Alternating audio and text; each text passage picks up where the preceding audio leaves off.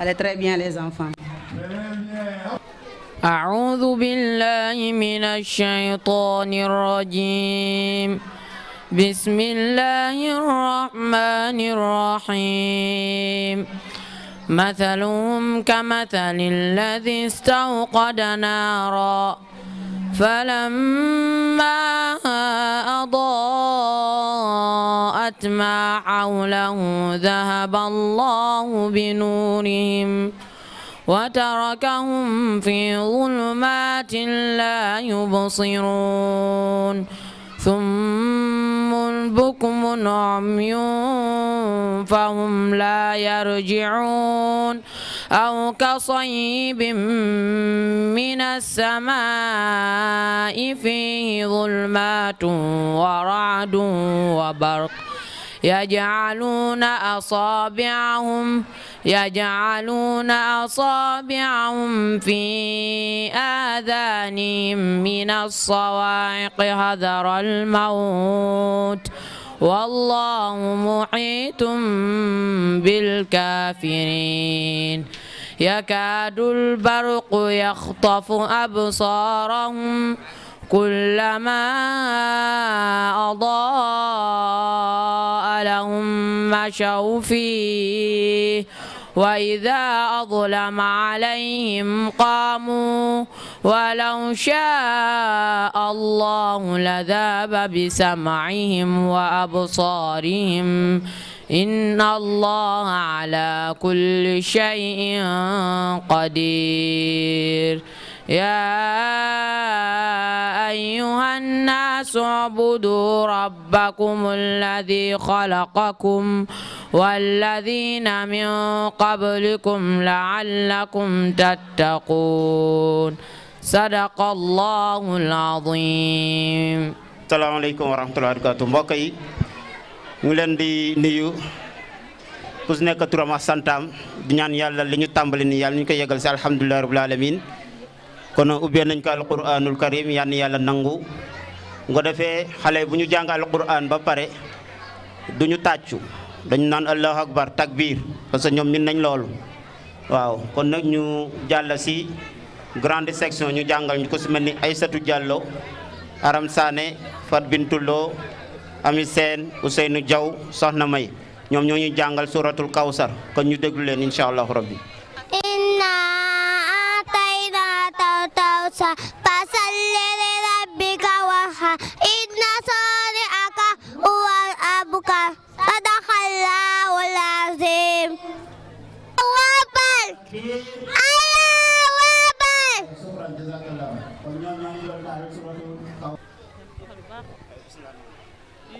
الله الرحمن الرحيم والعصر إن الإنسان لفي خسر إلا الذين آمنوا وعملوا الصالحات وتواصوا بالحق وتواصوا بالصبر صدق الله العظيم.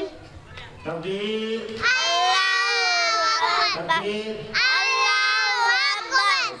Bismillahirrahmanirrahim. Allahu la ilaha illa huwal hayyul qayyum la ta'khudhuhu sinatun wa la nawmun lahu ma fis samawati wa ma fil ardi man dhal ladzi yashfa'u indahu illa bi'iznihi ya'lamu ma bayna aydihim wa ma khalfahum wa la yuhituna bi shay'in min ilmihi illa bima sha'a wasi'a kursiyyuhu samawati wal ardi wa la ya'uduhu hifdhuhuma wa huwal aliyyul azim. Sadaqallahul azim.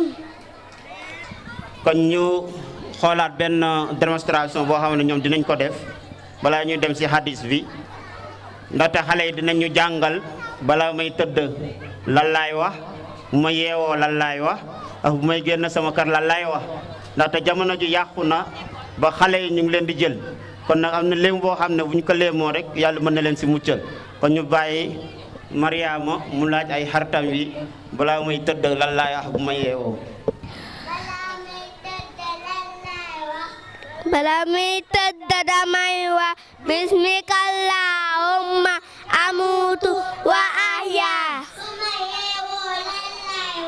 Suma yeewoo damay wax alhamdulillahi alladhi ahyana ba'da ma amatana wa ilayhi nushur. Sumay génn sama kër damay wax bismillah tawakkaltu ala Allah wala hawla wala quwwata illa billah. Hala Rasulullah sallallahu alayhi wasallam yonent bu tedd bi wax na ne xayrukum ki gën ci man maa ki nga xam ne ta'allama jàng na alquran wa allamahu kadi ka xamle. Bismillahir rahmanir rahim. Tabbat yada abi lahabin wa tabba ma aghna anhu maluhu wa ma kasaba sayasla naran zata lahabi wa imra'atuhu hammalatal hatabi fi jidha hablum min masad. Ayaya suyu yai sayaya ayai wasayam yanen tebute dabinene daya boyenne sako ham fayidatun fayataya ayakoy muslimin si bepa juyit bugoy wa muslimatin bu jigéen.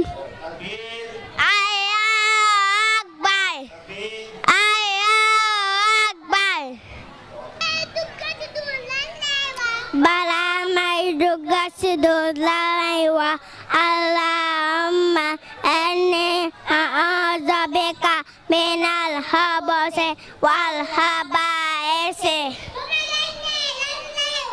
Uma génne damay wax ghufranaka. Allahu akbar.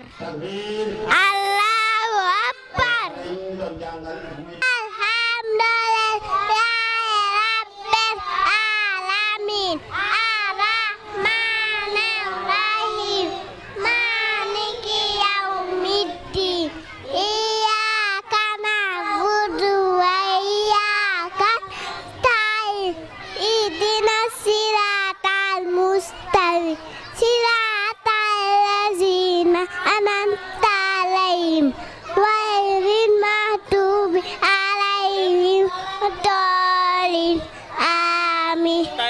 Sarakallahu azim.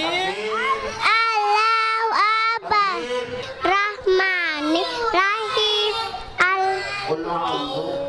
A'udzu birabbil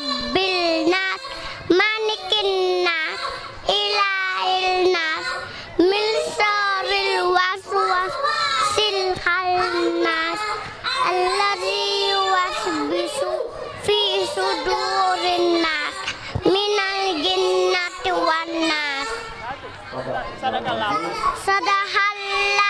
العظيم.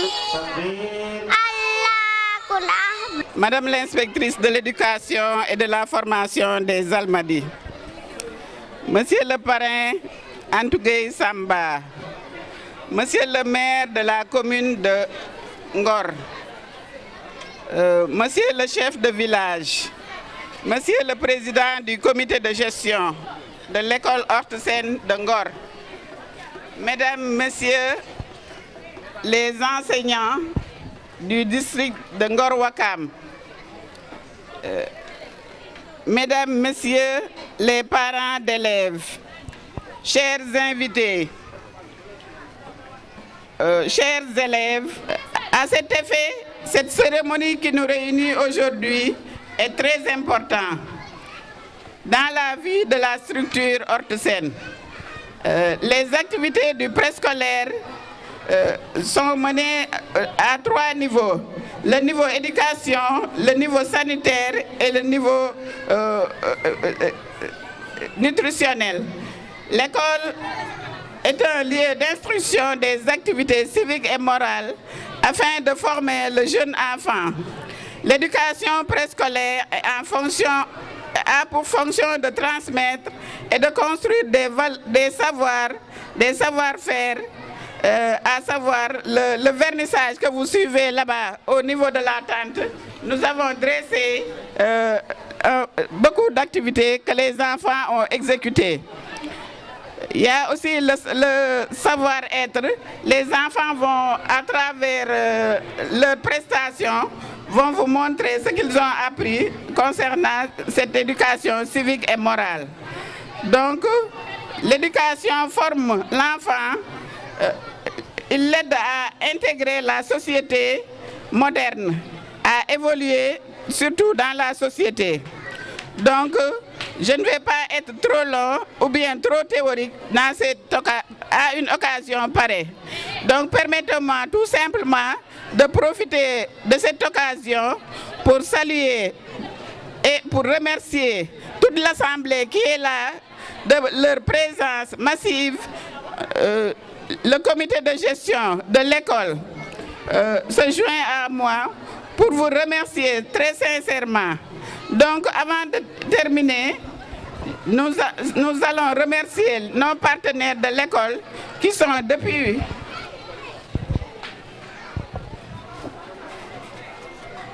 à savoir la commune de Ngor-Almadies, avec tous les maires qui sont passés, à savoir le maire Mamadou Diaw, le maire Mamadou Ndoye Kane, le maire Amadou Gueye Ati, le maire actuel qui est Mam Gueye Ndiaye. Donc la commune de Ngor est notre partenaire principal. Donc, à savoir pour la prise en charge du personnel surtout. Nous avons aussi la prise en charge du volet nutrition, à savoir du volet nutrition. Donc nous devons aussi continuer à remercier nos parrains, notre parrain à vie qui est Antougay Samba, qui n'a ménagé aucun effort pour la réussite de cette activité. Donc nous allons aussi remercier un autre partenaire principal qui est M. Niamé Samb, les amis de Ngor. Nous devons aussi remercier Mme France Gall qui a construit ce bâtiment. Nous devons aussi remercier Mme Véronique. Et nous remercions aussi tous les parents d'élèves qui ont confiance et qui nous ont chargé leurs enfants depuis des années et des années d'expérience. Mesdames et messieurs, je ne saurais terminer sans réitérer notre profonde gratitude et nos hommages mérités aux autorités académiques, à tous les enseignants et à l'ensemble des invités pour leur soutien et surtout pour leur présence remarquable. Mention spéciale au personnel de Hortesen, sans oublier les anciens qui sont là aujourd'hui avec nous, qui n'ont ménagé aucun effort. Donc nous souhaitons bonne fête à nos élèves, bonnes vacances à tout le personnel et aux enfants. Merci. Pour commencer, damay nuyu ñi fi teew ñëpp, plus particulièrement sunu IF bi waroon na fee teew ci moom laa njëkk ci discours bi daal di ñëw ci monsieur le maire Mama Gueye Ndiaye ñëw aussi ci sunu parrain Antou Gueye Samba représenté par monsieur Bey ici. Donc ñi ngi leen di souhaiter la bienvenue di leen dalal jàmm di dalal parents d'élèves yëpp ñi ngi leen di gërëm di leen sant di rafetlu teewaay bi parce que woote ñu wuyu si la dafa am solo loolu daw na bu baax sunu yaram ci nuyoo bi aussi dañuy nuyu sunu chef de village bi loolu foog ñu marqué ko di nuyu aussi sunu partenaire principal monsieur Ndiamé Samb waaw donc biñ leen santé gërëm leen duñu guddal wax ji ndax affaire xale moom jarul guddal wax dañ leen doon dalal jàmm di leen sant di leen gërëm balaa ñuy nag door activité yi solo école bi yëpp defe naa ni xam ngeen ko ndax yàgg ngeen di dem ak ñëw mais duñ def lu dul sant leen gërëm leen li may jëkk a wax sax tey jii mooy waa Ngor laay sant ndax waa Ngor dañ ma dalal duma fi gande léegi plus de 25 ans de service ici donc si yéen laa bokk buñ la yaatalee da nga koy wax parce que ñoom dañoo gore mu rawati sama personnel bi sant naa leen gërëm naa leen ndax nee nañ benn loxo du tàccu ñoom ñoo ma jàppale ba ma egsi tey fii ma egsi li may wax naan 25 ans du benn bis du juróomi weer du ji 25 ans de service am na ñu fi nekkoon dem am na ñu fi des am na kii waaye anciens yëpp boo leen xoolee ci xale yi am na ñu jàngal ñi ngi nii sol seeni t-shirt personnel bi am na ñu ñëw teew taa ay ta bi ma doon nuyu mii fi la nekkoon ak taa Nabou Ndoye mi ngi jógee ba centenaire tey teew si na bés bi taa Sukay bu ma limee rek damay juum taa Awa Gueye ñoom ñëpp ci école bi lañ nekkoon donc dama leen di jaaraama di leen sant di leen gërëm parce que ñun dañu xool ci anciens yi ba mën a egsi fii tey donc bravo les anciens tàccul ma leen les anciens les 25 ans mën naa wax effectif bi c'était une trentaine d'enseignants mais tey 5 moo fi des 5 ñoo def 25 ans ici à Hortesen donc 5 yooyu aussi c'est des sacrifices qu'ils ont fait ici à l'école donc dañ leen di sant di leen gërëm léegi nag duma bari lu wax ji damay bàyyee le temps maîtresse di installer monsieur le maire Mama Gueye Ndiaye waaw Mama Gueye Ndiaye monsieur le maire participation bi ñu defal yëpp fête bi fi mu jaar yëpp mën nañ ni yaa ci jàpp donc ñu ngi lay dalal di la sant di la gërëm di yaakaar ni nag di nga def lu ëpp la ñi fi romb def waa inshallah duñu fàtte ci remerciement bi ki mi remplacé muy monsieur Ati Amadou Gueye Ati tàccul leen ma ko moom aussi jàppale nañu ci école bi ba léegi mburu mi ñuy xale yi di déjeuner fii moom moo ko yor donc Ati jërë ngeen jëf kontaan nañ gis nañ seen taxawaay ci école bi monsieur Ndoye Kane tàcc leen ko moom aussi parce que yooyu yëpp fekke moo tax may wax école bi tollu woon na situation boo xam ne duma ci sori parce que anciens yi dinañ ci ñëw mais dañ leen di sant di leen gërëm maire yi fi jaar yëpp jàpp nañu école bi parce que duñu fàtte nag ni mairie bi sous tutelle de école bi sous tutelle de la mairie la donc transfert de compétence la li ñuy def yëpp daf leen war mais nit ki na nga xam li la war nga di ko def loolu moo am solo te bu wax ni ma xoolee ñi ngi def li leen war donc ñu ngi leen di sant di gërëm duñu fàtte nag sunu frère Antou Gueye Samba tàccu leen ko waaw notre parrain à vie moom chaque année saa yu ñu defee une grande fête mooy doon 2e parrain bi te mënoon na ñu ne ko dañ lay parrainer mu ne déedéet doy na waaye chaque fois day ñëw loxoom ñëw massivement mu soutenir fête bi jàppale ñu ci jërë ngeen jëf yal na leen yàlla fay. parents d'élèves yi sant nañ leen gërëm nañ leen ndax yéen a am confiance ci ñun ba indil ñu seen doom. nos collègues enseignants tàccul ma leen ndax liggéey bi yëpp ñoom la bu ñu waxee Ortoussène c'est tout le personnel sans oublier le comité de gestion de l'école parce que ñoom aussi ñu ngi ñuy soutenir mooy le président est là Baye Kounous Sow y a aussi monsieur Souley Mbeng moom aussi fekk naa fi y a aussi Mam Sam monsieur Ibrahima Samb ancien directeur de l'école d'aéroport ñoom ñëpp jaar nañ fii donc loxo yooyu yëpp fu ñu jaar il faut mu am trace donc dañ leen di sant di leen gërëm waaye nag su fekkee am na ñu ma fàtte aussi ñi ngi jéggalu di baalu àq yàlla nañu yàlla jàppale jërë ngeen jëf merci. Allô.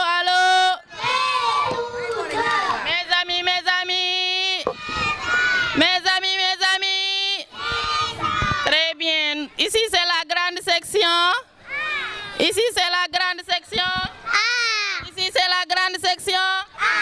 Nous allons vous présenter un chant intitulé La paix. La paix maanaam mooy jàmm dafa baax ci àdduna bi dafa baax ci réew mi dafa baax ci kër bu nekk xale yi dañ leen di chanter tey la paix. Très bien. Aca la paix. Tous les âges, la paix sera moi, sera nous, sera que nous. Jàmm dina am ba su nekk. Jàmm moo di yow, moo di man, moo di ñun. Jàmm dina am ba su nekk.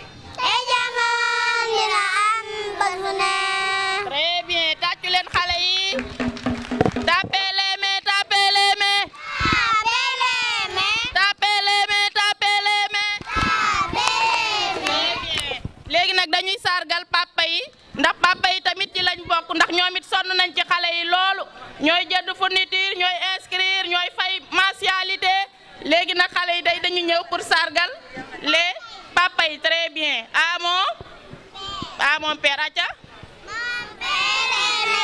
Mon père à moi, toi qui m'as fait bondir sur tes genoux comme un chamois, qu'on pourrait te dire c'est déjà, il s'est si gros dans mon sourire et qu'elle est tout son autre toi. J'en ai fort, je m'assage toi, car maman est à côté de toi. Tàccu leen ko tàccu naa ko. Tàccu leen ko tàccu naa ko. Tàccu leen ko tàccu naa ko. Tàccu leen ko tàccu naa ko. Tàccu leen ko tàccu naa ko. Tàccu leen ko tàccu naa ko. Tàccu leen ko tàccu naa ko. Tàccu leen ko tàccu naa ko. Tàccu leen ko tàccu naa ko.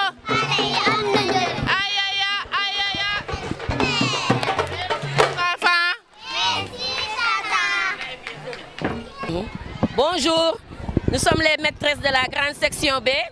Nous allons vous présenter un chant et une poésie avec nos enfants. Maintenant, qu'est-ce qu'on va chanter? L'hymne de la Renaissance. Très bien. Yacine, je vais vous dire le mulaire. Très bien. Donc, on va parler ensemble. Allez, hymne de la Renaissance. Parlez fort. L'hymne de la Renaissance africaine. Très bien. 1, 2 et 3. Si j'y dans nos campagnes, des villes et des faubourgs, avec de la voiture, voici le Sénégal. Sénégal, Sénégal, Sénégal, Sénégal, combattant de la liberté. Sénégal, Sénégal, Sénégal, Sénégal, en avant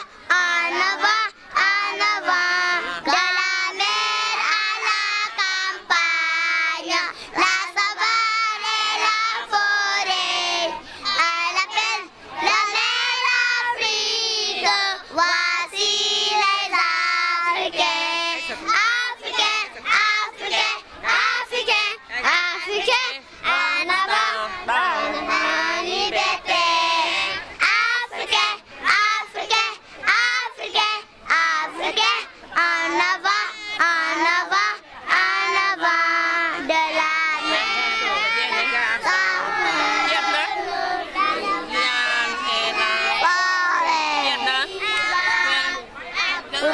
sauver l'Afrique. Voici les Africains. Africains. Respecter nos parents. Nous devons respecter nos waajur. Très bien. Maintenant, avec les jeunes. Fort. Allez, say waajur. Say waajur. Fonkal. Say rongal. Foppal. Sa wërsëg aaral. Lu dul sa njariñ rombal. Yàlla buur bi santal. Ki lay tooñ baalal. Sa xarit jàppal.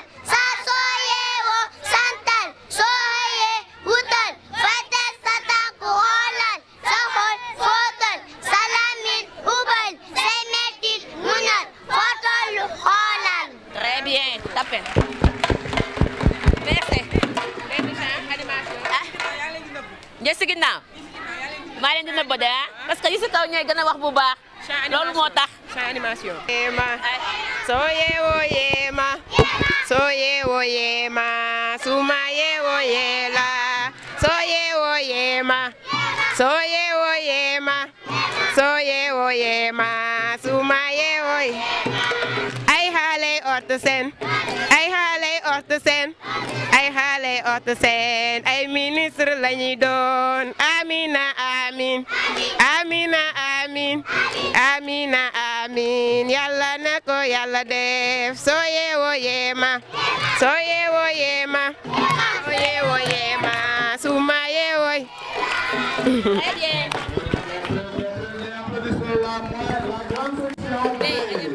Les enfants vont vous présenter un chant, Sénégal, mon beau pays, et un poème qui parle sur l'éducation des filles, une prière d'une petite fille. Ça sera présenté par les filles.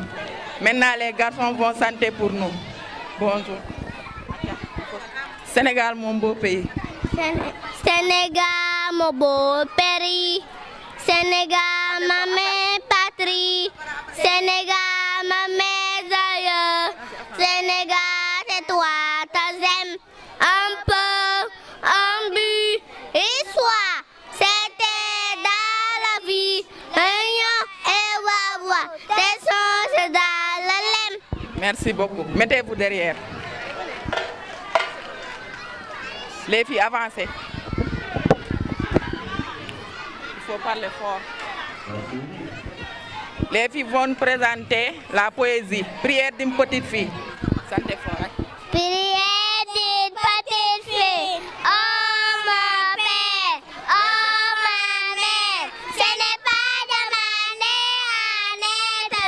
Et pourtant, vous l'avez mis au monde. De grâce, inscrivez-moi à l'école et m'y laissez.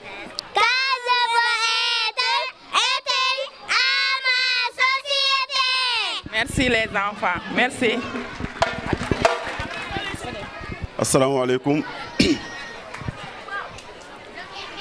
Pour ne pas trop me perdre dans la langue de Molière, j'aimerais bien que vous me donniez l'opportunité de faire mes allocutions en Wolof pour mettre à l'aise, tout d'abord pour me mettre à l'aise et pour me faire comprendre essentiellement les paroles que je préfère tenir à votre encontre. Assalamu alaikum.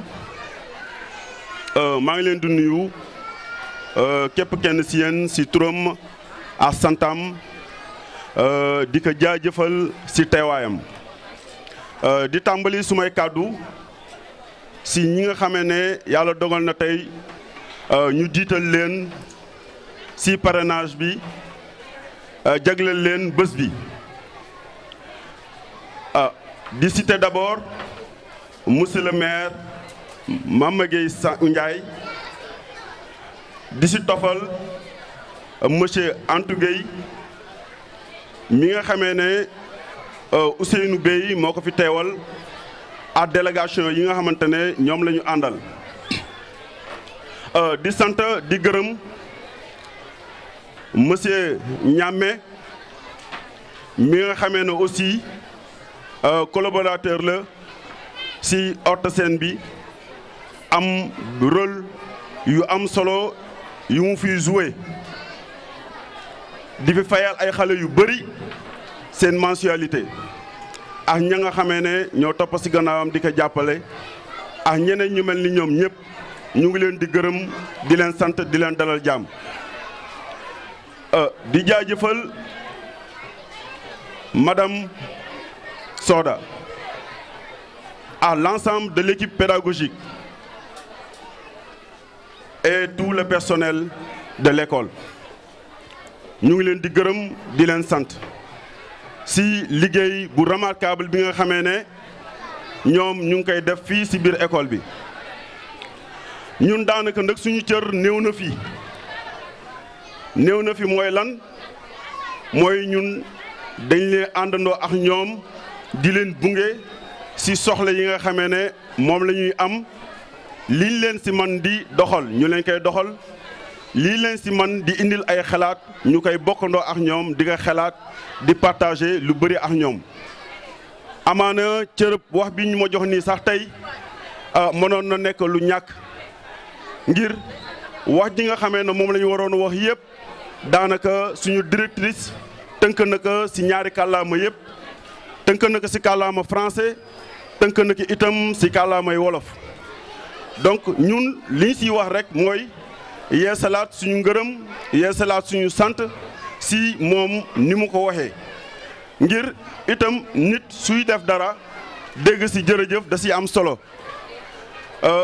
ñi nga xamante ne ñoom la fi nominé yépp mooy mboolem maire yi nga xamante ne ñoo fi jaar li ko dalee ci ki nga xamante ne moo sos école bi ak ñamu àndaloon mooy monsieur Mamadou Diaw teeri ji ci Mamadou Kane yëgse ci at yi ba tey yëgse ci l'actuel maire bi nga xamante ne moom am na sax bu mu ko sas xamal que ne bu amee lu ko gënal mooy mu ngi koy ñaanal mboolem ñooñu li ñu fi def mu def lu ko raw parce que maire bu nekk tamit loolu ngay ñaan boo jotee gox def fa loo xamante ne nii mboolem ñi fi jiitu lañ fa def di nga jéem a def lu ko raw te loolu itam monsieur le maire loolu lañ lay ñaanal yàlla yan bi woyof sax duñ ko wax parce que diis na ba pare parce que lu toll ab commune ñu jël ko ne le yow yaa ko jiite yow am nga sas boo xamante ne nii ku ne na woyof tamit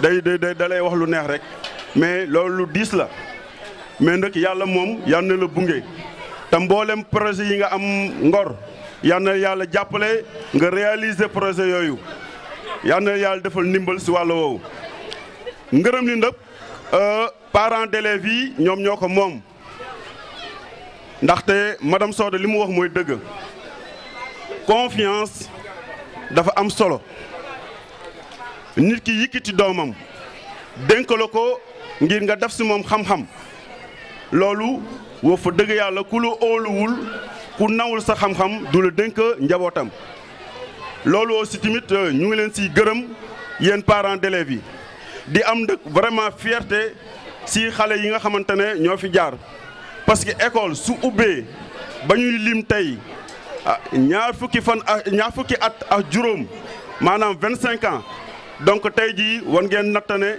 élèves yi nga xamante ne ñoo fa jëkk a jaar ñenn ñi ñu ngi université ñenn ñi ñu ngi ci yeneen activités yoo xamante ne tey jii ay activités professionnelles lañ parce que at yooyu ku ko lim ci xale bu jógee foon fii dal ci yeneen école ngoon école bi màgg na màgg goo xamante ne nii te tey jii sax am na fi ñoo xamante ne jaar nañ ci école bi te seeni doom tey jii ñu ngi fi ñëw di jàng ndaxte 25 ans du ay caaxaan waaw génération la ci ñi xam 25 ans génération la ñu ngi leen di gërëm nag di leen sant di am nag beaucoup de fierté ci xale yi nga xamante ne ñoom lañu àndal te ñuy bëgg a tamit ngeen di bàyyi xel ci xale yi thèmes yi nga xamante ne ñoom la ñuy développé ay thèmes la yoo xamante ne ay thèmes physique la ay thème social ngeen bàyyi si xel parce que ngeen mën see jëli itam loolu yóbbaale kër yi du waxi xale xam-xam la xale yi di wax ñu ngi leen di gërëm rek di leen sant yéen ñëpp di leen baalu ak di leen dalal jàmm asalaamaaleykum wa rahmatulahi taala wa barakaatuhu. monsieur le maire maa ngi lay nuyu di la sargal di la jox sa yéeguwaay ya gën a kawe may jël nuyoo bi yëpp nag di ko teg ci sa loxo nga wasaaral ma ko ci invité yëpp ak parrain yi man mii di wax ak yéen je m'appelle Khady Mbengue maîtresse de la moyenne section A. Je suis aussi conseillère municipale de la commune de Ngor. Wow, je vais laisser Tata Malik, ma suppléante, prester avec les enfants. Tata Malik. Bonjour Madame et Messieurs. C'est Fatoumata Malik Meng de la moyenne section A. Oui, aussi ancienne élève de cette école depuis mes 3 ans.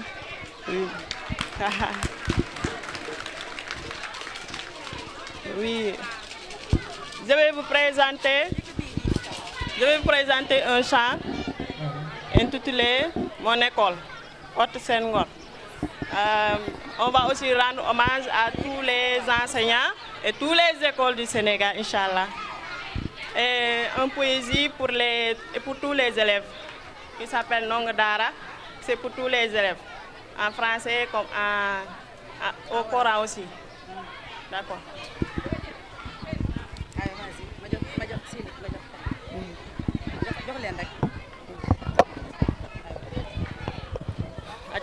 J'aime bien l'école. J'aime bien l'école à Toussaint. C'est elle qui m'a appris tout. Amour, patience, tolérance. Vive ma chance. J'étais petit, ignorant. L'école m'a mis derrière. Et fille de moi en gagnant. Et c'est de mes enseignants.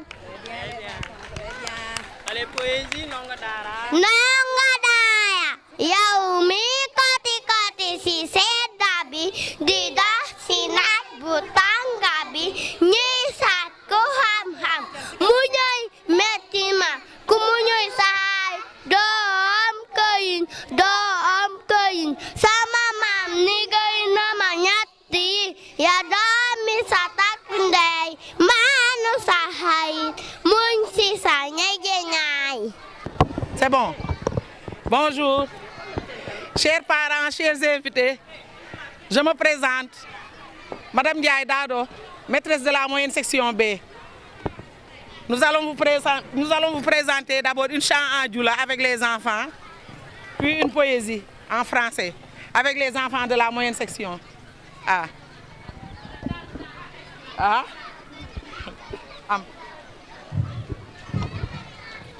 Allez, 1, 2, 3, ma belle, allez. Ma belle,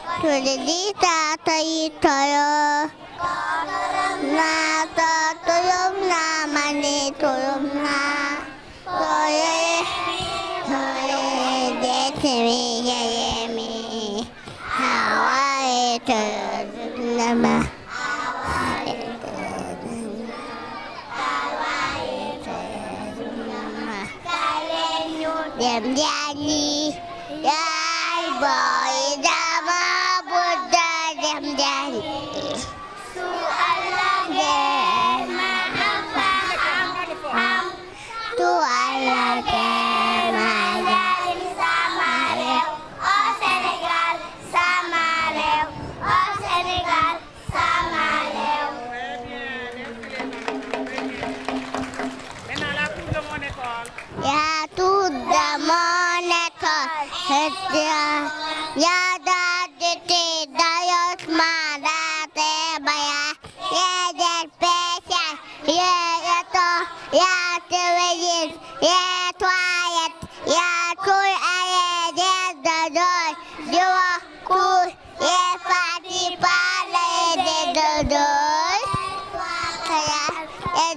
Kiki Darius Malate Baya. Bonjour Auguste Assemblée. Bonjour Auguste Assemblée. Moi c'est Adèle Diatta Diouf, maîtresse à la moyenne section A. Elle est tenue aussi par Madame Samba Aomeng. Elle est absente à cause d'une urgence. Nous allons vous présenter 2 prestations. La première, ce sera un chant, Sama Yaay Jaarama, qui sera chanté en polyphonie, c'est-à-dire en 2 voix, la voix des filles et la voix des garçons. La deuxième prestation, ce sera un poème, Mon école, qui sera présenté par Abdallah Diagne. Merci. Nous allons commencer. Allez, à 3, on chante fort et bien. On regarde par là. À 3, on chante fort et bien. Allez, Tata, donnez le micro, comme ça, on va devenir. Allez, 1, 2, 3. Sama Yaay Jaarama.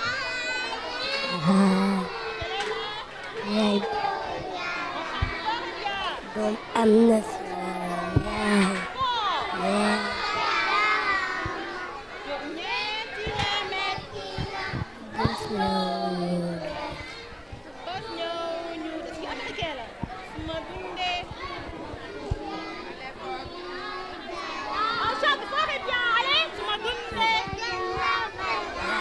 Sama Yaay Jaarama. Sama Yaay Jaarama. Ndeyam sa yaay.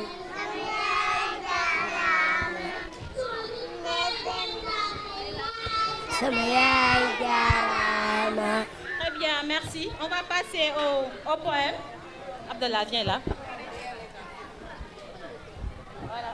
Il sera présenté par Abdallah Diagne. Abdallah Diagne. Fais souper.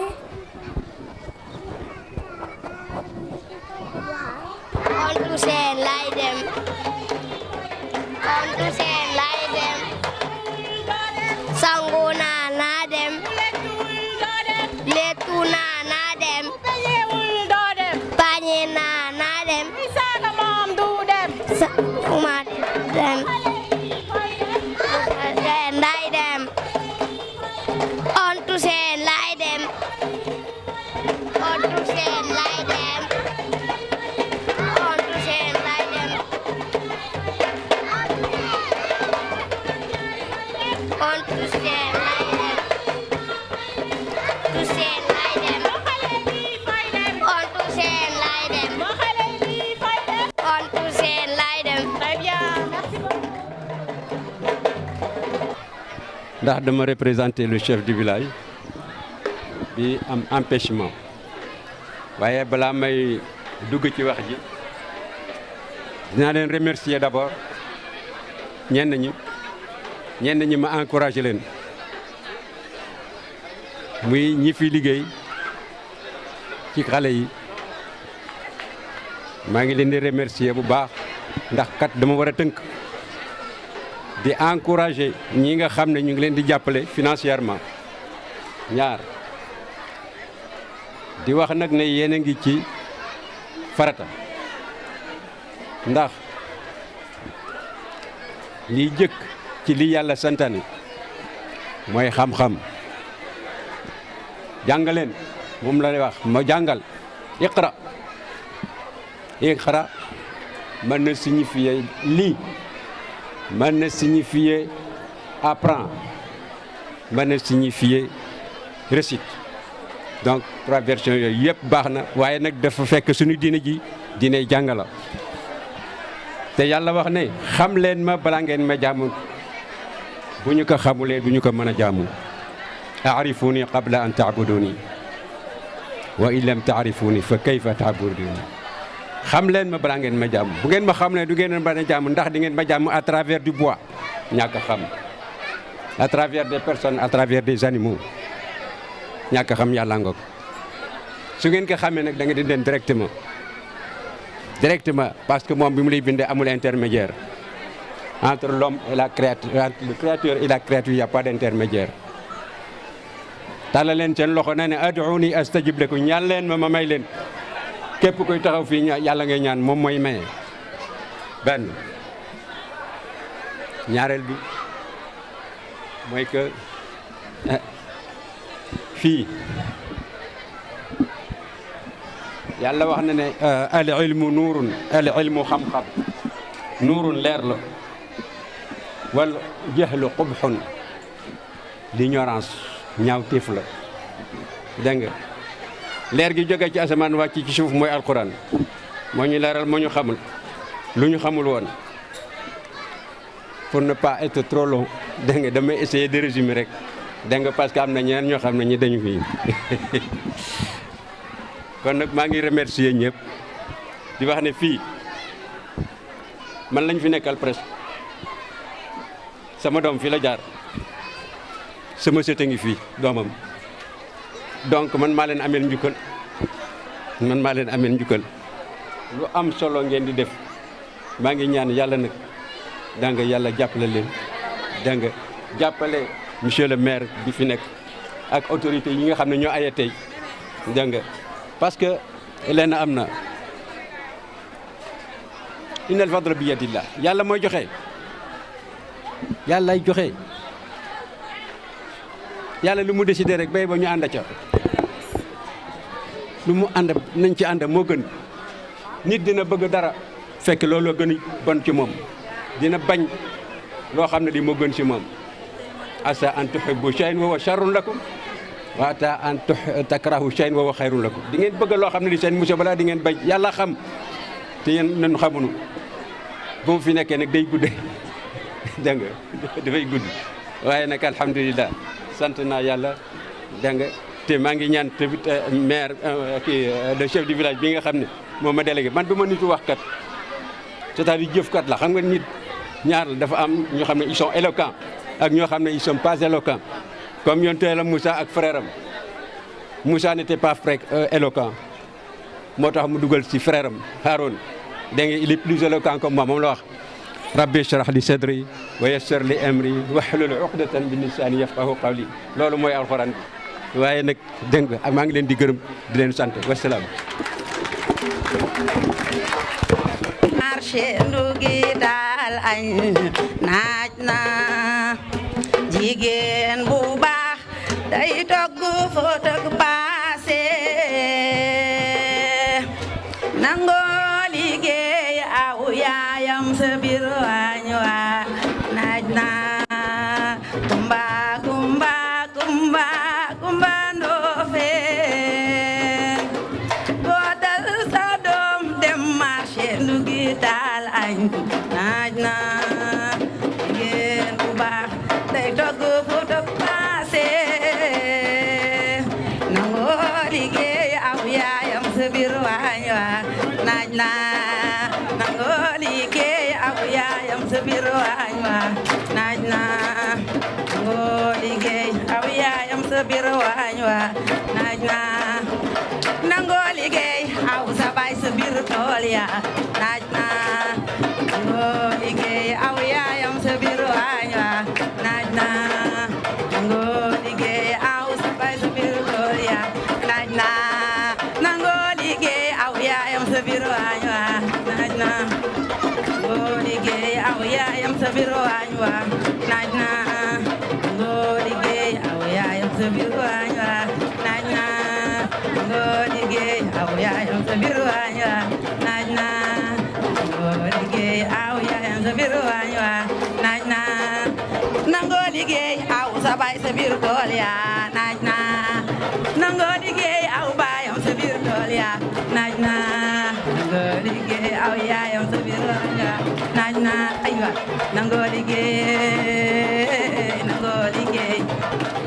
wax leen nangoo liggéey góor bu baax dafay nangoo liggéey ay waay nangoo liggéey jigéen ñi dañoo nangoo liggéey nangoo liggéey jigéen ñi dañoo nangoo liggéey nangoo liggéey góor bu baax dafay nangoo liggéey nangoo liggéey aw sa baay sa biir tool ya naaj na waaw waaw nangoo liggéey waaw waaw nangoo liggéey ay waay nangoo liggéey wax leen nangoo liggéey tàccu leen nangoo liggéey wax leen nangoo liggéey góor gu baax dafay nangoo liggéey nangoo liggéey jigéen ñi dañoo nangoo liggéey nangoo liggéey jigéen ñi dañoo nangoo liggéey taxawal dëggin dëggin waaw waaw nangoo liggéey aw leen nangoo liggéey tàccu leen nangoo liggéey tàccu leen nangoo liggéey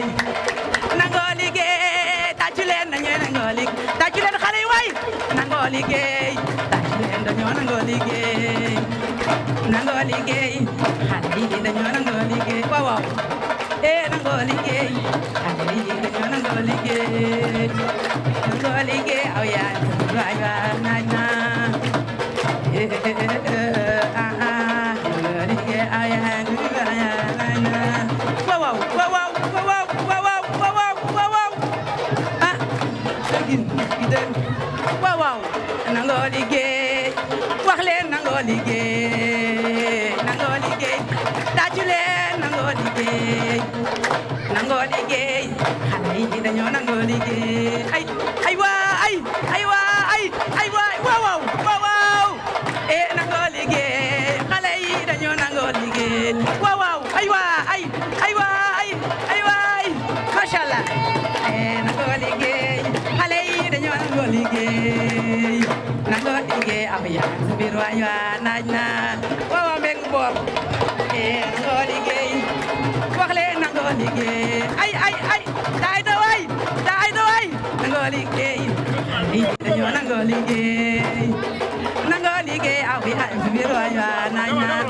waaw waaw waaw waaw séeréero nangoo liggéey ana séeréer yi nangoo liggéey nangoo liggéey aw yaayam sa biir waay waa naaj na aw sa waay biir naaj na nangoo liggéey aw sa waay sa biir tool yaa naaj na waaw waaw ay wa xale yi dañoo nangoo liggéey wax leen nangoo liggéey xale yi dañoo nangoo liggéey tàcc leen nangoo liggéey tàcc leen dañoo nangoo liggéey wax leen nangoo liggéey xale yi dañoo nangoo liggéey wax leen nangoo liggéey ordre seen dañoo nangoo liggéey nangoo liggéey. Notre frère Maguette Ndiaye Laye ñu ngi lay ziar madame la directrice de cabinet notre sœur Aïda Samb,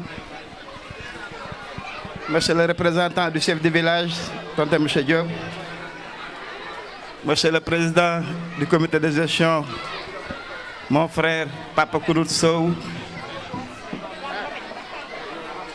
madame la directrice de l'Ortesen, madame la directrice, madame l'inspectrice de l'éducation et de la formation du district des Almadies, madame, messieurs les enseignants de l'Ortesen, monsieur le président des Dauphins, tonton Ndiambé Samb, monsieur le président de Ngor Debout, notre ami Mamadou Ndiaye ici présent, madame, messieurs les membres du personnel de l'Ortesen, honorables invités, chacun à ses titres grades respectifs. C'est avec beaucoup de plaisir que je participe à cette belle fête, cette fête des 25 ans de l'école Ortesen de Ngor. Participation au nom du parrain M. Antougé Samba, empêché de dernière minute. Merci beaucoup. Donc, c'est un discours que j'improvise parce que je n'ai pas eu le temps de le préparer, parce que c'est à la dernière minute qu'il m'a chargé de le représenter, parce qu'il a eu une réunion auquel il ne pouvait pas manquer. Donc, madame la directrice de l'Ortesen, monsieur le parrain Antougé Samba m'a chargé de vous transmettre ses vives félicitations et ses remerciements. Félicitations pour la qualité de l'enseignement dispensé au sein de cette école, mais également de vifs remerciements pour avoir fait de lui le parrain d'honneur de l'école Horta Sène Dangor, parrainage qu'il prend avec beaucoup de plaisir. Et pour lui, c'est un honneur incommensurable qu'il ne peut vraiment juger la nécessité. Donc, M. Antougay Samba accepte avec beaucoup de plaisir son titre honorifique de parrain à vie de cette belle fête. Il profite de cette occasion pour féliciter l'ensemble du corps professoral de l'école Horta Sène pour leur dévotion et leur abnégation pour la qualité de l'initiation qu'ils délivrent aux enfants d'Angor, ce qui leur permet d'avoir les aptitudes de faire la transition vers l'école classique. Force est de reconnaître que les messages délivrés ce matin sont porteurs d'espoir pour des lendemains meilleurs pour notre nation. Il en profite aussi pour remercier tous les partenaires de l'école Horta Sène, avec à sa tête M. le maire Magaye Ndiaye Laye et tous les autres partenaires d'ici et de l'étranger pour tous les efforts qu'ils font pour accompagner cette école.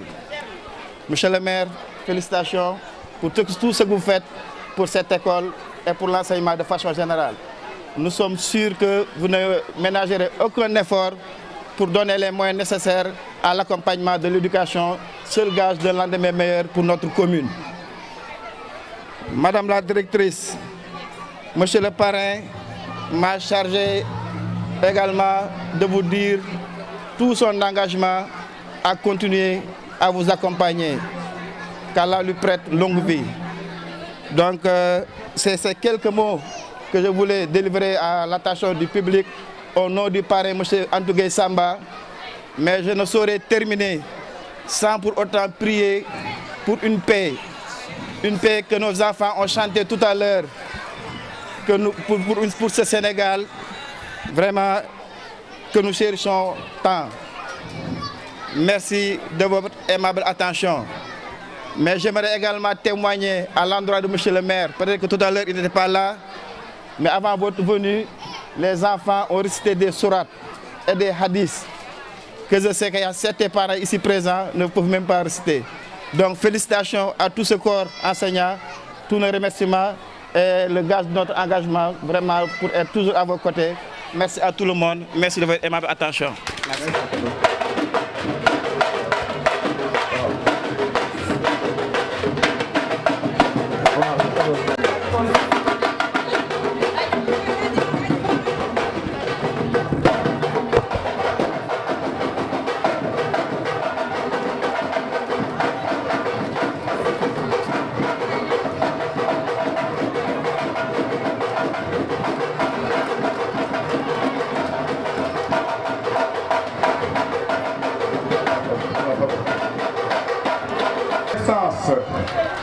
L'enfant d'abord. Le personnel et les membres du comité de gestion de l'école Horta Sène Dangor, reconnaissant, expriment leur profonde gratitude à M. Antougay Samba, commissaire à la régulation du service de l'énergie pour service rendu à la petite enfance. Voilà notre parrain à vie et grand frère. Le présent diplôme lui est décerné par la communauté éducative de l'école Horta Sène Dangor pour son appui considérable à l'occasion de la célébration actuelle de ses 25 ans. Voilà, il est remis aussi par Papa Touré qui va donner ça à M. Moussa Diop, Ousseynou, représentant M. Antougay Samba. Voilà. Applaudissez s'il vous plaît. Aouzu billahi mina shaytani rajim. Bismillahi rahmani rahim. Monsieur l'inspecteur, monsieur le maire de la commune d'Angor, monsieur Antougay Samba, nous vous présentons ici en quelques lignes l'historique de notre école Horta Sène Dangor qui a vu à ce jour 25 ans d'existence. pour ne pas trop marcher sur la langue de Molière, comme l'a si bien dit mon prédécesseur, le président du CGE, je vais m'exprimer en wolof pour qu'il y ait plus de compréhension pour nos chers parents qui sont ici et nos invités. Assalamu alaikum mbolo mi. En quelques lignes, nous vous présentons l'historique de notre école. Historique bi moy manam école bi fa mu cosaanoo ba légui.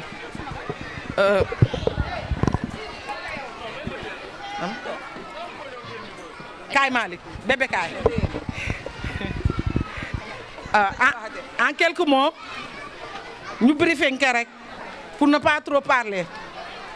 L'école a été créée en 1997 et a vu le jour le 18 mars 1997 sous le magistère de M. le maire Mamadou Diaw, avec notre partenaire, feu M. Eli Benaroche. Que la terre lui soit légère, et notre grand-papa, M. Fadiga, qui ont beaucoup fait pour cette école. Nous avons vécu ici pendant 25 ans.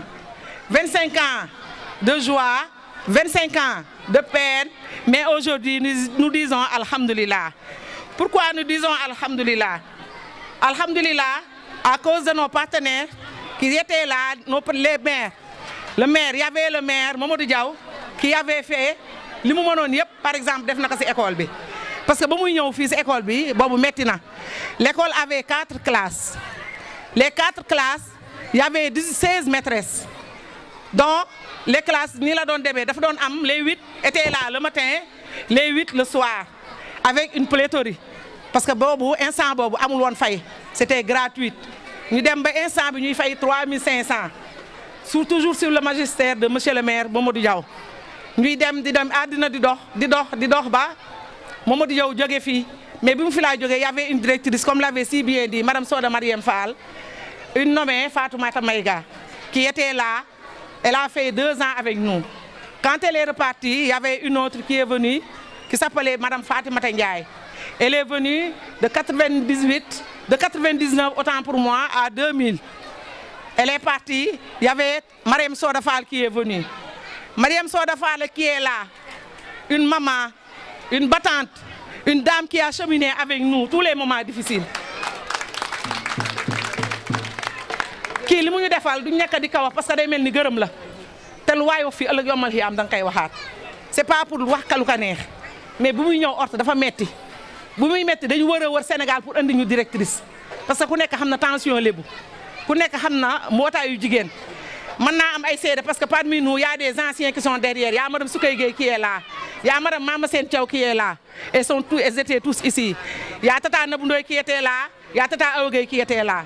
Ce que je dis, c'est que je dis que mu metti lool bi muy ñëw fii ñu andi ko fi jaw ne Ngor seet nañ ne y a 2 directrices. L'une, elle était partie en voyage. Elle n'avait pas de problème. Mais ñu andi ñu kenn ku ñaan Fatimata Ndiaye mu ñëw xam ngeen xale la bu dafa bari bañ. bi muy ñëw ñuy bañ mu ñëw fekk fi situation bu métti bu ñëwee ñu riposter sama genre gi parce que boobu dañ nekk ay xale parce que toute notre jeunesse on l'a passé ici.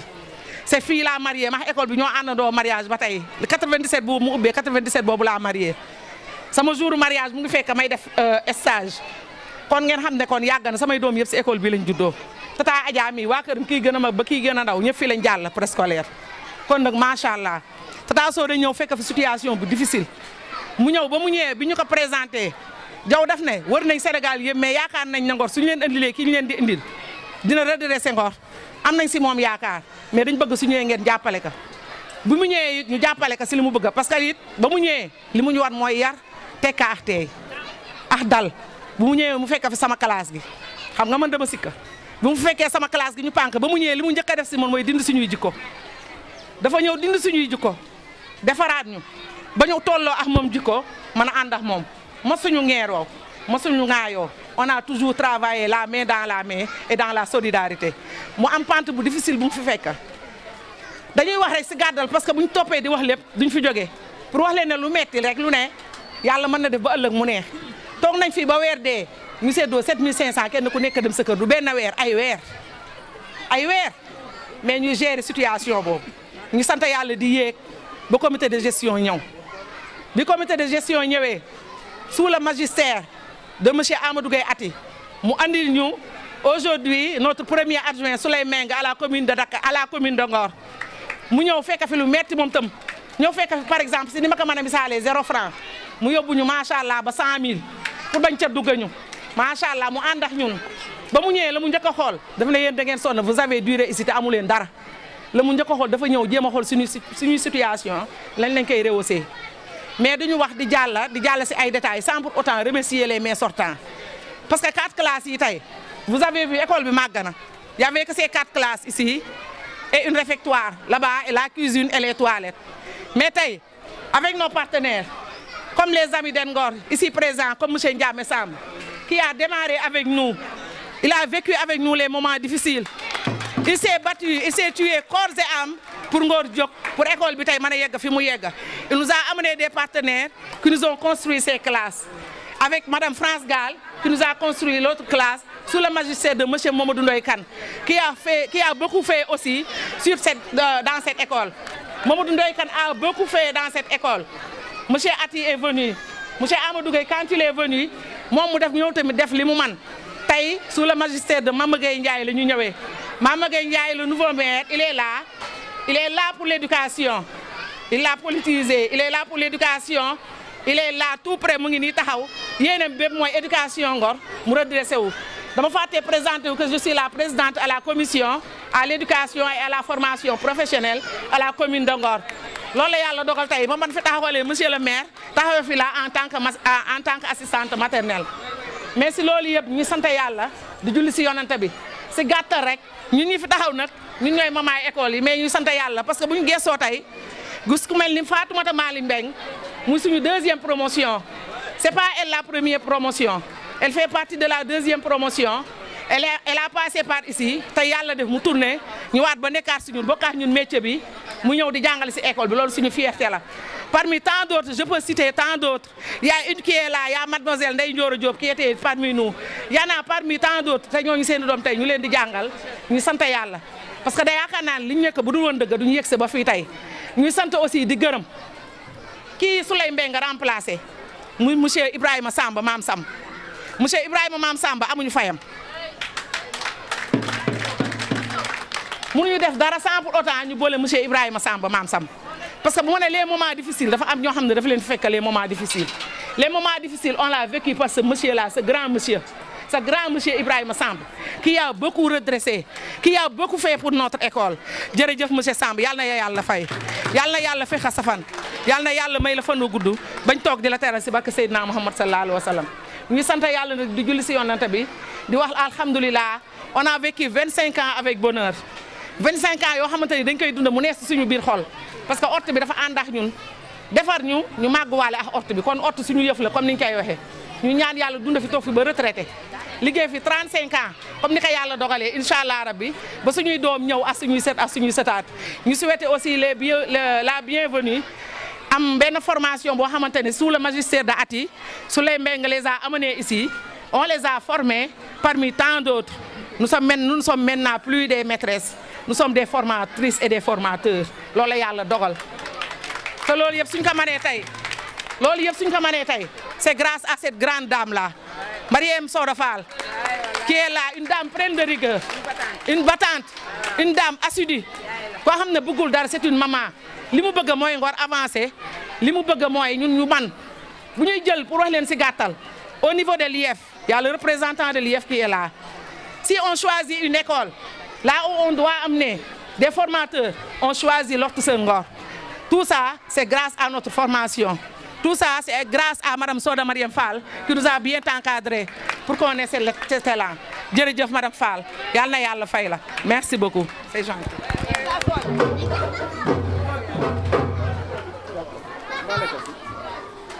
voilà mën na ñëw ci boole enveloppe bi nga jox ko voilà ñu ngi gërëm bu baax Tata War ak Samb kii mooy président CGE bi ak enveloppe bi ak cadeau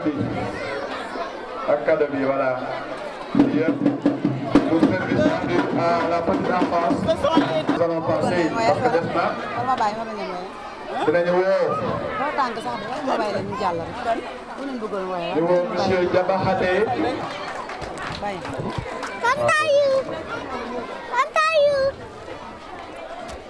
Merci.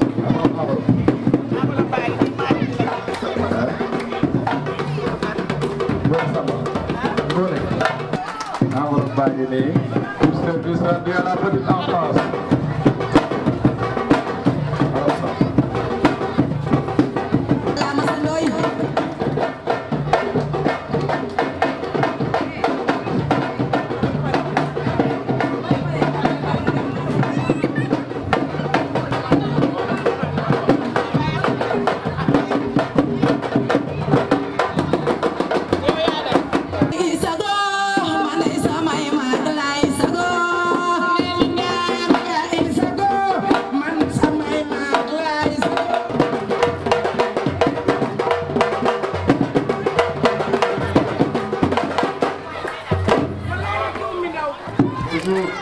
Monsieur l'ancien maire, M. Ati, un autre tableau effectué par les enfants de cette école avec l'aide de Hadi Meng. Le tableau est remis actuellement à M. Ati, qui représente M. Amadou Gueye Ati. Voilà, pour service rendu à l'école. Merci, M. le maire.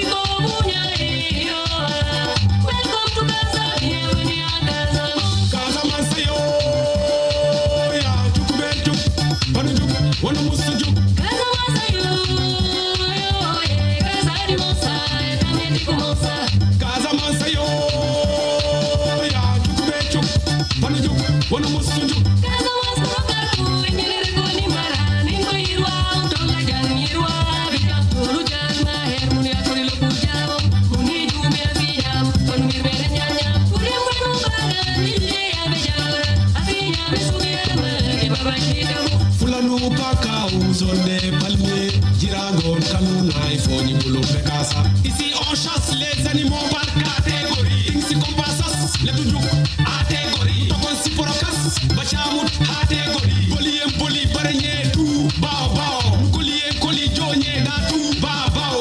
Bolie boli le dislu passe tu, o bao bao. Casamance yo, ya tuk be tuk, banu juk, wanu musu juk. Casamance yo, yo ye, casari mosa, también di comosa. Casamance yo. Wana musunju kaza wasokatu nyere goni mara ningo irwa utola jani irwa bika kaza mango nang bikaje jilew jigoro yaga oya chupujak wana musunju kaza wasokatu nyere goni mara ningo irwa utola jani irwa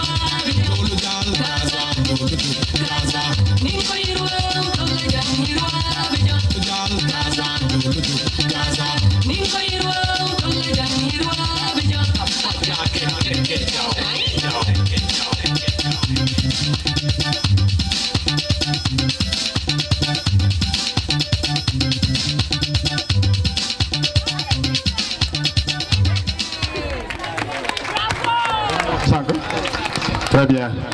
Voilà.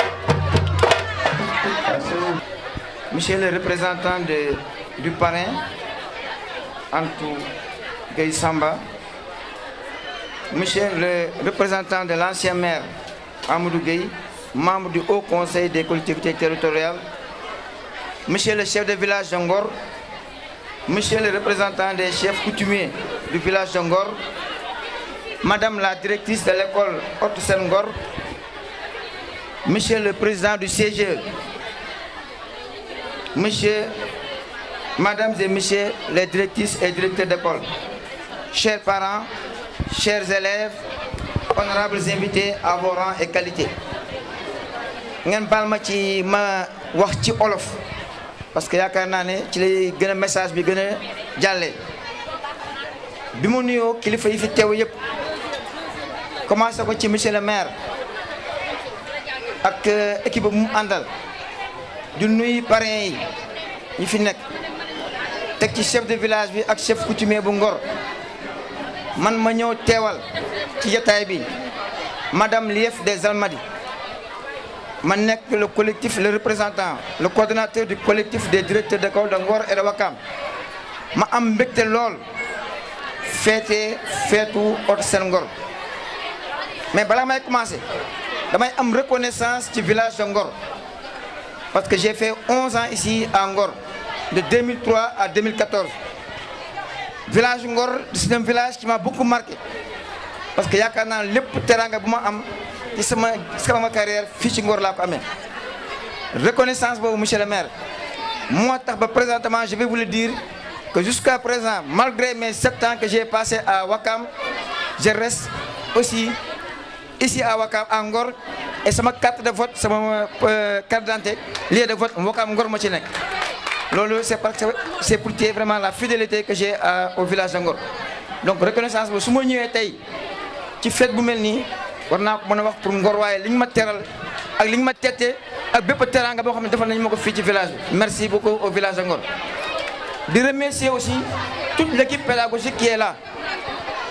comment ba ma nekkee coordonnateur du CODEC moom moo nekkoon sama vice coordonnatrice donc jàppale nañu bépp formation bi ñuy def elle est la première à être là-bas sànq wax nañ ko l'école Haute Sen Ngor n'est pas une école mais je pense que c'est une école d'application parce que tépp kee koo xamante ne bëgg nga am xam-xam bëgg nga sa xam-xam yokku soo gisul Marème Fall yaakaar naa sa affaire dootul baax lu baax donc merci à tout ce que vous faites pour l'éducation des enfants. Je remercie aussi l'équipe pédagogique qui est là par rapport à leur dévouement et leur engagement. Remercier et féliciter aussi ceux qui ont fait 25 ans. 25 ans, c'est pas 2 jours. J'avais préparé un discours, mais je pense que dama koy lem et faire juste un résumé parce que xam naa ne waa Ndiobéen yi bëgg nañ dem te itam xale yi bien que nous célébrons aujourd'hui 25 ans de travail de dur labeur 25 ans d'un travail exceptionnel 25 ans d'un travail de qualité mais surtout nous célébrons l'éducation et nous célébrons l'enfant te gis naa ne xale yi yàkkamti nañ mu amaat animation ñu ñëwaat ak seen morom yi waaye surtout boo dégloo ñu ngi véhiculer ay messages yoo xam ne du génn ñun li ñu bind fii et cette manière de transmettre le message je pense qu'aujourd'hui moo gën a sax impactant que lu lire discours bi je vais juste revenir sur quelques points yoo xam ne yu masa yitteel Ngor la waaye loo xam ne itam mooy soubassement wu ëllëgu Sénégal suñu bëggee mu doon réew mu dal réew mu jëm kanam bu ma nuyoo représentant IEF nuyu directrice su école bi madame Fall nuyu directeur bu école Aliou Samb nuyu le coordonnateur du CODEC nuyu le représentant de mon frère et ami Antou Gueye Samba Baye Bass waaye nuyu sargal sunu papa sunu wayjur sunu conseiller sunu xarit sunu kilifa muy Ibrahima Samb vraiment ku tudd Haute Sen xanaa nga doon ko fi yàggul wala ku mu mosula intéressé waaye ku éducation dans sa globalité masa intéressé suñ tuddee Haute Sen même bu fa newul sa xel dina dem si moom ñu ngi koy gërëm bu baax di nuyu ñi ma àndal ñëpp le premier adjoint il est là sama second adjoint mi ngi fii directrice de cabinet bi mi ngi fii sama assistante mi ngi fii ànd ak Ndioro waaye nuyu itam représentant chef de village imam ñu ngi lay nuyu ñu ngi lay ziar bu baax nuyu itam Njambe wax dëgg yàlla merci pour les enfants merci pour les parents d'élèves merci aussi pour toute la population de Ngor ñu ngi gërëm itam parents d'élèves yi ak mboolem ñi fi nekk ñëpp di gërëm partenaire u OTSEN bi sama discours dama ko tënkoon ci ay quelques points bi ma ci ëppaloon solo bi ma ñëwee moom laa gis mooy thème 25 ans yi mooy comment faire ñun ñëpp retourner ci suñu ay valeurs pour mën a yaraat xale yi yàlla dafa def balaa ngaa nekk maire foog nga campagne waaye booy campagne foog nga am benn message principal boo xam ne li ci des ci lay aju ñun suñu message dafa nekkoon ne yóbbante bu jëm ëllëg ndaw lañ koy dénk waaye ndaw loolu nag il faut ñu waajal ko heureusement ba madame Fall ak équipe am comprendre ne mënuñu waajal ndaw fu mu mën a doon tant que sukkandikuwuñu ci cosaanaam ak aadaam yar ka yar bi gën door kaa jàngal ndax xam-xam bu mu mën a am maa ngi gërëm bu baax yaa Seydi gis na alxayaw xale xam-xam boo mën a am bu ko kersa lalul ay valeur bu ko lalul xam-xam bi non seulement du la jariñ waaye soo moytul dalay lor te chaque jour ñu gis ko mooy andi fitna ci réew yi li ngay dégg ñu koy jàmbat lépp day doon lu ñëpp bokk benn nit téye ko wala benn groupe bu ndaw téye ko jëmale ko seen bopp ndax amuñu kersa waaye amuñu éducation de base itam bu baax beneen point bi mu nekkoon bu ma yitteloon lool mooy point boo xam ne day jëm ci jàmm ak dëkkandoo gis nga dafa am solo suñu commune dafa màgg léegi école bi bu muy taxaw bâtiment yi sama ginnaaw newuñu fi woon commune bi dafa màgg ay kër yu bees judd fi ay famille yu bees dëkk fi ñenn ñi ay lébu lañ ñeneen ñi ci yeneen waaso lañ bokk ndax ku ne am na foo jóge waaye war nañoo góorgóorlu ba ñun ñëpp ku fi ne nga mën a sentir sa bopp ne yaa ngi sa biir kër yaa ngi sa biir famille et il est très important ñu def xale yu ndaw yi ñu ne OTSEN bu Ngor ñu ngi fiy wane culture séeréer ñu ngi fiy wane culture joola dafay am solo xale yi màgg si loolu xam ne ñun ñëpp nag ay sénégalais lañ d'abord ay africain lañ d'abord waaye képp ku yeewoo Ngor waa nga ba pare leneen lu ci ne nag mooy ku ne fa nga bokk foofu nga bokk waaye war nañoo fexe ba éducation bi nga xam ne dafa universelle bu ñu koy transmettre xale yi ñu génn ci ay questions ethnie ak ay questions appartenance religieuse ñu fexe ba xale yi màgg ci loolu ndax ëllëgu Sénégal day mën a tegu rek ci foo mën a nekk man bu ma nekkee lébu mën a nekk Ngor mën naa taxaw ne yow séeréeru refum te du ma ci am benn complexe na man séeréer laa ñëpp fier ci wala man lébu laa fier ci wala ma ne man joolaa la ma fier ci ndax ki dëkk Casamance sama mbokk la te commune bi dafa war a jëm ci loolu ndax bu njëkkoon ñun rek a fi nekkoon waaye léegi dafa màgg commune bi yemul fii virage la commencé ba Almati comme commune bi ñëpp ci yem nag faw ku ne gis ci boppam ku ne yëg ci boppam ku ne xam ne fii nag ñun ñëpp ñoo ci yem ci loo xam ne luy jëm ci commune bi la li ci des nag ku ne nag am na foo cosaanoo am na foo bokk am nga sa aada waaye bu ñu fexee ba aada yooyu yëpp li ca gën a rafet ñu génn ko yar ci xale yi rek day am njariñ beneen bi ci des mooy développement économique yàlla dimbali na ma bi ñuy ne ci maire bi ma amoon chance u daan fi ñëw di dispenser ay cours informatique ñenn ci équipe bi ñoom Tata Jata ñoom ak maire maa ngi gis sama maire jubluwaay bi lenn rek la woon mooy àdduna dafa am fu mu jëm développement économique nit mënu la am ak suqatu ak suqalaku ci wàllu économie te amul xam-xam bu wóor waaye xam-xamu jamono moo taxoon ñu ne woon xale yi nañ commencé initier seen professeurs yi ci informatique ñoom ñu mën a initier xale yi ndax ëllëg a tax te loolu maire bi dina ci dugal loxoom au-delà de éducation bi bâtiment bi li nga xam ne lu war la maire bi def ko dinañ fexe ba éducation bi itam ñu ànd ci ak ñoom xool nuñ koy moderniser mu gën a jëm kanam beneen point bi mooy parents d'élèves yi ñu ngi leen di sant bu baax di leen gërëm 25 ans ku ko def tey ñi njëkk jàll fii ñenn ñi pare nañ université ñeneen ñi ñu ngi liggéey maa ngi tooñ Ndioro léegi léegi xaw ma ne fii fii nga jaar Ndioro bokk na si équipe bi xam ne ñoom ñooy organiser social bi weeru koor bi li ñu séddale ci dëkk bi yëpp ñoom ñii ñoo ko doon organiser tabaski bi di ñëw li ñuy séddale ñoom ñoo koy organiser te pourtant fii la jóge éducation Ngor man gëm naa ne 5 ans yi bu baaxul du baaxati ba mukk ndax jaraaf bi jaraaf ma mbaaw éducation la génn moo nekkoon sama surveillant de la fosse imam Papa Diop biy jiite imam ratib ci système éducatif bi la jóge man mi nekk maire tey jaar naa ci école bu nekk waaye sama fierté mooy école Baytir Sam bi moo jóge bu dee ñun ñi fi jóge jaar ci lu ne ñoo ne tey di jiite dëkk bi bu ñu defarul éducation bi gawma ne keneen dina ko defarat sama premier adjoint Souley moom la bàyyi ku nu remplacer ma koy nuyu bu baax fii la jóge donc yéen seen problème bu ngeen ko waxul ñun xam nañ ko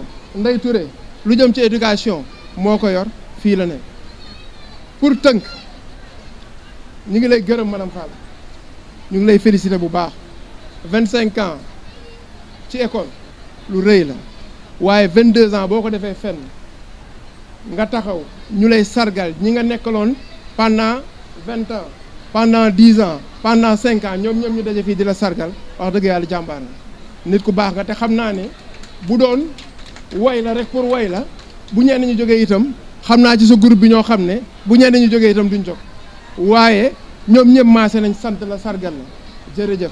beneen bi ci des mooy gërëm la maire sortant Amadou Gueye gis nga dafa am lu am solo ñu wax ko sànq administration continuité la Mamadou Diaw moo sosoon lii bi mu fi jógee Mamadou Kane yor ko président bi Ibrahima Sam moo newoon président commission éducation yéeneem bi mu amoon si orti sen bi ba léegi yegguñu foofu te incha allah yàlla nañu yàlla dimbali ba ñu sottal ko mu nga fekke ko ba mën a inauguré loolu Ndoye Kane def na ci lu ne bi mu demee Amadou Gueye at yi mooy ñëw moom itam def na fi ci lu ne ci lu rafet kon ñun itam buñ deful mu gën a baax bu soobee yàlla du dellu gannaaw luñ ci man ci lu baax dinañ ko def luñ ci man ci lu rafet dinañ ko def ndax xale yu Ngor xale yu Wakaam xale yu Casamance xale yu Ndar bu ñu amee xam-xam jariñ réew mi waa réew mi ciy gën a noppale rawatina nag bu dee ñi leen di former ci réew mi la ñu jóge ñu ngi leen di sargal ñu ngi leen di sant bu baax ñi ngi ñaan suñu borom dimbali ñu ba buñ fiy ñëwaat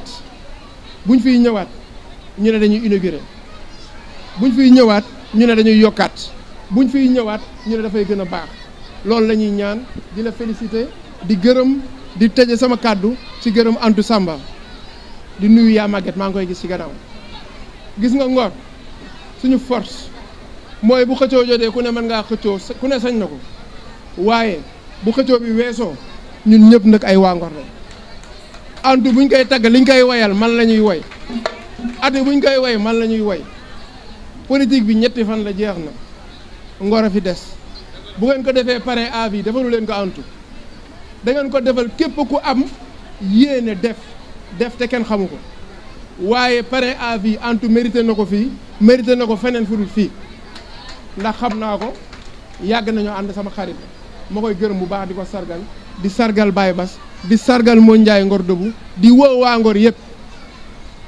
Ngor yëpp ñi fi jaar première génération bi fi jaar ba dernière génération bi fi jaar nañu dajaloo ñu ñëw ànd ak maire bi xam ne lii seen patrimoine la ñu ñëw defaraat ko ànd ak ñoom ñu xam ne ñoom ñoo jóge fii tey fii seen fierté la ñu defaraat ko Ngor foofu la ñu war a jëm képp ku nekk Ngor jariñ dara war nga nag tey jot na nga delloo Ngor dara boo ko delloowul lépp itam nga andi sa xam-xam wala nga andi sa xaalis wala nga andi sa man-man ñu ànd ñun ñëpp ñu defar Ngor wasalaamaaleykum wa rahmatullahi wa barakatuh.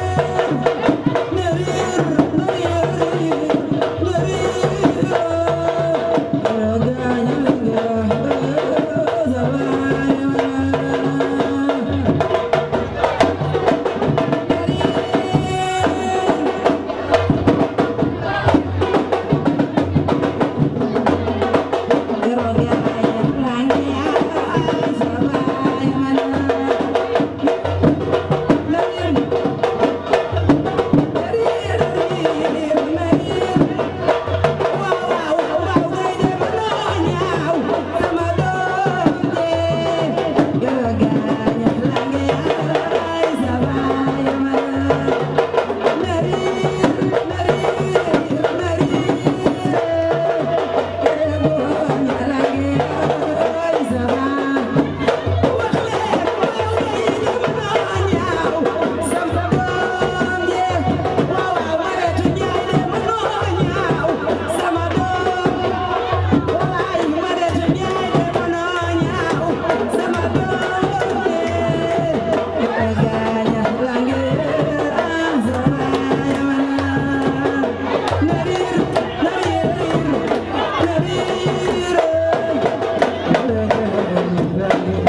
you.